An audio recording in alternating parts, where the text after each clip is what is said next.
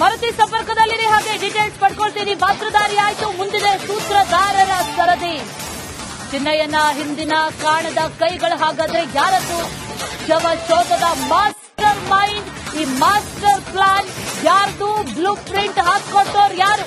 ಚಿನ್ನಯ್ಯನ ಹಿಂದಿರುವಂತಹ god father ಯಾರು? ಹಾಗಾದ್ರೆ ಈತ ಏಕಾಏಕಿಯಾಗಿ ಬಂದು ಒಂದು ವ್ಯವಸ್ಥೆಯ ಬಗ್ಗೆ, ಒಂದು ಜಾಗದ ಬಗ್ಗೆ, ಒಂದು ಕ್ಷೇತ್ರದ ಬಗ್ಗೆ ಹೇಳೋದಕ್ಕೆ ಸಾಧ್ಯ ಇಲ್ಲ. ಹಾಗಾದ್ರೆ ಈತನ ಹಿಂದೆ ಯಾರಿದ್ದಾರೆ ಅನ್ನೋ ಪ್ರಶ್ನೆ.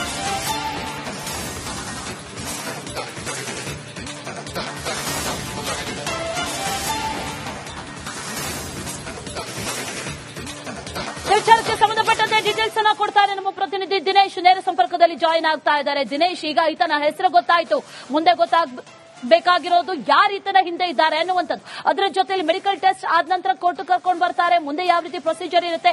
ಕಸ್ಟಡಿಗೆ ಪಡಿತಾರಾ ಅಥವಾ ಬಂಧನ ಆಗುತ್ತಾ? ಏನೇನ್ ಸದ್ಯಕ್ಕೆ ಮಾಹಿತಿಗಳು ಸಿಗ್ತಾ ಇದೆ?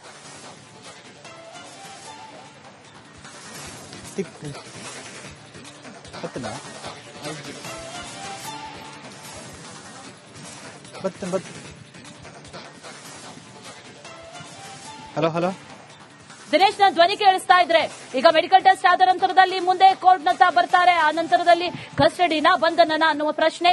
ಚಿನ್ನಯ್ಯ ಹಾಗಾದ್ರೆ ಈತನ ಹಿಂದೆ ಇರೋದು ಯಾರು ಅನ್ನುವಂತಹ ಪ್ರಶ್ನೆಗಳು ಕೂಡ ಇದೆ. ಏನೇನ್ ಮಾಹಿತಿ ಇದೆ ಈ ಕ್ಷಣಕ್ಕೆ?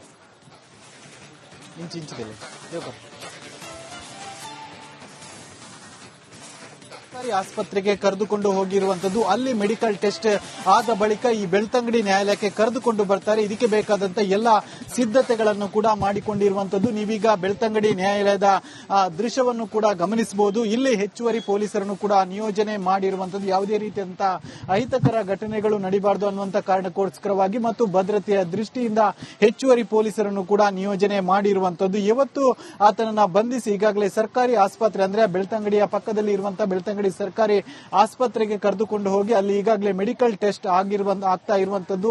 ಹಾಗೆ ಆತನನ್ನ ಇಲ್ಲಿಗೆ ಕರೆದುಕೊಂಡು ಬರ್ತಾರೆ. ಇನ್ನೊಂದು ಕೆಲವೇ ಹೊತ್ತಿನಲ್ಲಿ ಆತನ ಮೆಡಿಕಲ್ ಟೆಸ್ಟ್ ಮುಗಿಯುತ್ತೆ. ಅದು ಮೆಡಿಕಲ್ ಆಸ್ಪತ್ರೆ, ಅಂದ್ರೆ ಸರ್ಕಾರಿ ಆಸ್ಪತ್ರೆ ಇರುವಂತದ್ದು ನ್ಯಾಯಾಲಯದಿಂದ ಸ್ವಲ್ಪ ದೂರದಲ್ಲಿ ಆ ಒಂದು ಸರ್ಕಾರಿ ಆಸ್ಪತ್ರೆ ಇರುವಂತದ್ದು. ಅಲ್ಲಿಂದ ಇಲ್ಲಿಗೆ ನೇರವಾಗಿ ಕರೆದುಕೊಂಡು ಬರ್ತಾರೆ. ಅದಕ್ಕೆ ಬೇಕಾದಂತ ಎಲ್ಲಾ ಸಿದ್ಧತೆಗಳನ್ನು ಕೂಡ ಮಾಡಿರುವಂತದ್ದು. ಬಹಳ ಪ್ರಮುಖ ಘಟ್ಟ ಅಂತಾನೆ ಹೇಳ್ಬೋದು. ಎಸ್ಐಟಿ ತನಿಖೆ ಆದ ಬಳಿಕ ಉತ್ಖನನ ಆಯಿತು. ಉತ್ಖನನ ಆದ ಬಳಿಕ ಅಂದ್ರೆ ಸುಮಾರು 17 ಪಾಯಿಂಟ್ಗಳವರೆಗೂ ಉತ್ಖನನ ಆಗಿರುವಂತದ್ದು. ಅದರಲ್ಲಿ 6ನೇ ಪಾಯಿಂಟ್ ಅನ್ನ ಹೊರತುಪಡಿಸಿ ಬೇರೆ ಯಾವುದೇ ಪಾಯಿಂಟ್ ನಲ್ಲೂ ಕೂಡ ಕಳಬರ ಸಿಕ್ಕಿರಲಿಲ್ಲ. ಆಗ್ಲೇ ಒಂದಷ್ಟು ಅನುಮಾನಗಳು ಕೂಡ ವ್ಯಕ್ತ ಆಗಿತ್ತು. ಈತ ಸುಳ್ಳು ಬಿಡ್ತಾ ಇದ್ದಾನೆ, ದುರುದ್ದೇಶ ಪೂರ್ವಕವಾಗಿ ಯಾವುದೋ ಹೇಳಿಕೆಯನ್ನ ನೀಡ್ತಾ ಇದ್ದಾನೆ ಅನ್ನುವಂತ ಬಹಳಷ್ಟು ಆಕ್ರೋಶ ಕೂಡ ವ್ಯಕ್ತ ಆಗಿತ್ತು. ಅದರ ಜೊತೆಗೆ ಮತ್ತೊಂದು ಆಕ್ರೋಶ ಇದ್ದದ್ದು ಏನಂದ್ರೆ ಆತನನ್ನ ವಶಕ್ಕೆ ಪಡಿಬೇಕು ಅನ್ನುವಂತ ಆಕ್ರೋಶ ಕೂಡ ಕೇಳಿ ಬಂದಿತ್ತು. ಆದ್ರೆ ಒಂದಷ್ಟು ನಿಯಮಗಳು ಅಡ್ಡಿ ಬರ್ತಾ ಇತ್ತು. ಯಾಕಂದ್ರೆ ಆತ ಸಾಕ್ಷಿ ಸಂರಕ್ಷಣಾ ಕಾಯ್ದೆ ಅಡಿಯಲ್ಲಿ ಆತ ಆ ಒಂದು ಅಂದ್ರೆ ಅದನ್ನು ತೆಗೆದುಕೊಂಡಿದ್ದ. ಹೀಗಾಗಿ ಒಂದಷ್ಟು ಕಾನೂನು ಅಡ್ಡಿ ಬರ್ತಾ ಇತ್ತು. ಆದ್ರೆ ನಿನ್ನೆಯಿಂದಲೂ ಕೂಡ ಬಹಳಷ್ಟು ತೀವ್ರವಾದಂತಹ ವಿಚಾರಣೆ ಮಾಡಿದ್ರು. ನಿನ್ನೆ ಬೆಳಗ್ಗೆ ಸುಮಾರು 10:30ಯಿಂದಲೂ ಕೂಡ ಆತನನ್ನ ತೀವ್ರವಾದಂತಹ ವಿಚಾರಣೆಗೆ ಒಳಪಡಿಸಿದ್ರು. ಆರಂಭದಲ್ಲಿ ಎಸ್ಐಟಿ ಅಧಿಕಾರಿಯಾದಂತಹ ಜಿತೇಂದ್ರ ದಯಾಮ ಅವರು ಆತನನ್ನ ವಿಚಾರಣೆ ಮಾಡಿದ್ರು. ಆ ಒಂದು ವಿಚಾರಣೆ ಸಂದರ್ಭದಲ್ಲೂ ಕೂಡ ಈತನ ಒಂದೊಂದೇ ಮುಖವಾಡಗಳು ಕೂಡ ಬಯಲಾಗ್ತಾ ಹೋಗ್ತಾ ಇತ್ತು. ಅಂದ್ರೆ ಒಂದಷ್ಟು ಅನುಮಾನದ ಉತ್ತರಗಳು ನೀಡ್ತಾ ಇದ್ದ, ಗೊಂದಲಕಾರಿಯಾದಂತಹ ಉತ್ತರ ನೀಡ್ತಾ ಇದ್ದ. ಒಂದಷ್ಟು ಅನುಮಾನಗಳು ಆತನಲ್ಲಿ ಆರಂಭದ ತನಿಖೆಯಲ್ಲಿ ವ್ಯಕ್ತ ಆಗಿತ್ತು. ಆ ಬಳಿಕ ಸುಮಾರು ಅಂದ್ರೆ 2 ಗಂಟೆ, ಅಂದ್ರೆ ನಿನ್ನೆ ಮಧ್ಯಾಹ್ನ 2 ಗಂಟೆಯ ಬಳಿಕ ಎಸ್ಐಟಿ ಮುಖ್ಯಸ್ಥರಾದಂತಹ ಜಿತೇಂದ್ರ ದಯಾಮ ಅವರೇ ಆತನನ್ನ ವಿಚಾರಣೆಗೆ ಒಳಪಡಿಸಿದ್ರು. ಒಳಪಡಿಸಿದಂತಹ ಸಂದರ್ಭದಲ್ಲೂ ಕೂಡ ಆತನ ಮುಖವಾಡಗಳು ಮತ್ತೆ ಬಯಲಾಗ್ತಾ ಹೋಯಿತು. ಒಂದೊಂದೇ ವಿಚಾರಗಳು ಗೊತ್ತಾಯಿತು. ಹೀಗಾಗಿ 5 ಗಂಟೆ, ಅಂದ್ರೆ ಇವತ್ತು ಬೆಳಗ್ಗೆ 5 ಗಂಟೆವರೆಗೂ ಕೂಡ ಆತನನ್ನ ತೀವ್ರವಾಗಿ ಎಸ್ಐಟಿ ಅಧಿಕಾರಿಗಳು, ಅದರಲ್ಲೂ ಕೂಡ ಎಸ್ಐಟಿ ಮುಖ್ಯಸ್ಥರಾದಂತಹ ಪ್ರಣಬ್ ಮೊಹಂತಿ ಅವರೇ ಆತನನ್ನ ಖುದ್ದಾಗಿ ವಿಚಾರಣೆ ನಡೆಸಿದ್ರು. ಆ ಬಳಿಕ ಆತನನ್ನ ವಶಕ್ಕೆ ಹಾಗೆ ಸಂಪರ್ಕದಲ್ಲಿರಿ, ಮತ್ತಷ್ಟು ಮಾಹಿತಿಯನ್ನ ಪಡ್ಕೊಳ್ತೀನಿ. ಈಗ ಸ್ಮಾಲ್ ಬ್ರೇಕ್ ನ ಸಮಯ. ಬ್ರೇಕ್ ನ ನಂತರ ಮತ್ತಷ್ಟು ಡೀಟೇಲ್ಸ್ ಅನ್ನ ಕೊಡ್ತಾ ಹೋಗ್ತೀವಿ.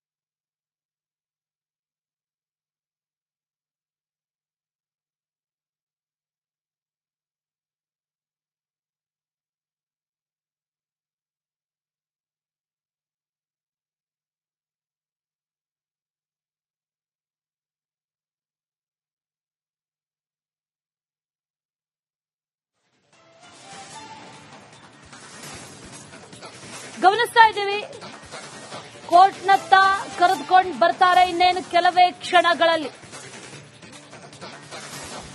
ಮಾಸ್ಕ್ ಮ್ಯಾನ್ ನ ಹೆಡೆಮುರಿ ಕಟ್ಟಿದ್ದಾರೆ ಎಸ್ಐಟಿ ಅಧಿಕಾರಿಗಳು. ಈಗ ಆ ಮಾಸ್ಕ್ ಮ್ಯಾನ್ ನ ಹೆಸರು ಗೊತ್ತಾಗಿದೆ, ಮಾಸ್ಕ್ ಕಳಚುವಂತ ಸಮಯ ಬಂದಿದೆ.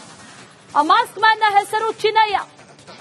ಆ ಚಿನ್ನಯ್ಯಗೆ ಮೆಡಿಕಲ್ ಟೆಸ್ಟ್ ಕರ್ಕೊಂಡು ಹೋಗ್ತಾ ಇರುವಂತಹ ವಿಜುವಲ್ಸ್. ಮೆಡಿಕಲ್ ಟೆಸ್ಟ್ ಮುಗಿಸಿದ ನಂತರದಲ್ಲಿ ಕೋರ್ಟ್ನತ್ತ ಕರ್ಕೊಂಡು ಬರ್ತಾರೆ. ಆ ನಿಟ್ಟಿನಲ್ಲಿ ಕೋರ್ಟ್ನಲ್ಲೂ ಕೂಡ, ಕೋರ್ಟ್ ಆವರಣದಲ್ಲೂ ಕೂಡ ಎಲ್ಲಾ ರೀತಿಯ ವ್ಯವಸ್ಥೆಗಳನ್ನ ಮಾಡಿಕೊಳ್ಳಲಾಗಿದೆ.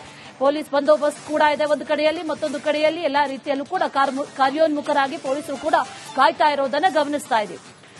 ಯಾವುದೇ ಸಂದರ್ಭದಲ್ಲಾದರೂ ಆತನನ್ನ ಈಗ ಅಲ್ಲಿ ಮೆಡಿಕಲ್ ಟೆಸ್ಟ್ ಮುಗಿದ ನಂತರದಲ್ಲಿ ಕೋರ್ಟ್ನತ್ತ ಕರ್ಕೊಂಡು ಬರ್ತಾರೆ. ಬೆಳ್ತಂಗಡಿ ಕೋರ್ಟ್ನ ಆವರಣದ ದೃಶ್ಯಗಳನ್ನ ಗಮನಿಸ್ತಾ ಇದ್ದೀವಿ. ಬುರುಡೆ ಇದೆ, ನೂರಾರು ಶವ ಇದೆ, ವಿತ್ ಟಿಫಿನ್ ಬಾಕ್ಸ್ ಇದೆ, ವಿತ್ ಬ್ಯಾಗ್ ಇದೆ.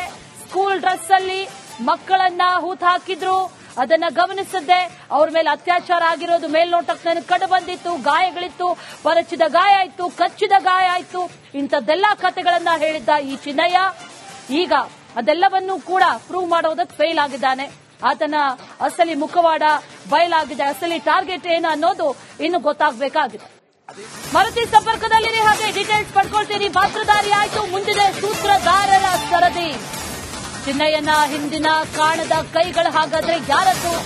ಶವ ಶೋಧದ ಮಾಸ್ಟರ್ ಮೈಂಡ್, ಈ ಮಾಸ್ಟರ್ ಪ್ಲಾನ್ ಯಾರ್ದು? ಬ್ಲೂ ಪ್ರಿಂಟ್ ಹಾಕೊಟ್ಟೋರು ಯಾರು?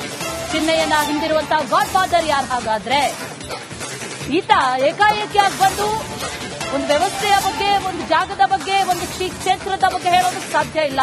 ಹಾಗಾದ್ರೆ ಈತನ ಹಿಂದೆ ಯಾರಿದ್ದಾರೆ ಅನ್ನೋ ಪ್ರಶ್ನೆ.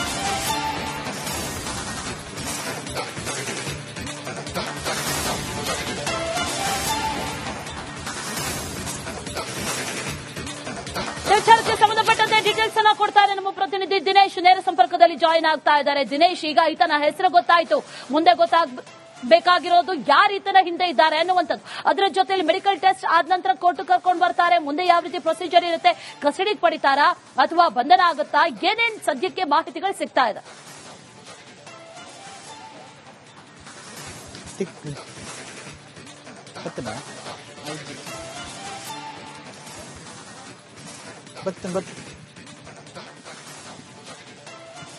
ಹಲೋ ದಿನೇಶ್, ನಾನು ಧ್ವನಿ ಕೇಳಿಸ್ತಾ ಇದ್ರೆ ಈಗ ಮೆಡಿಕಲ್ ಟೆಸ್ಟ್ ಆದ ನಂತರದಲ್ಲಿ ಮುಂದೆ ಕೋರ್ಟ್ನತ್ತ ಬರ್ತಾರೆ. ಆ ನಂತರದಲ್ಲಿ ಕಸ್ಟಡಿನ ಬಂಧನನ ಅನ್ನುವ ಪ್ರಶ್ನೆ.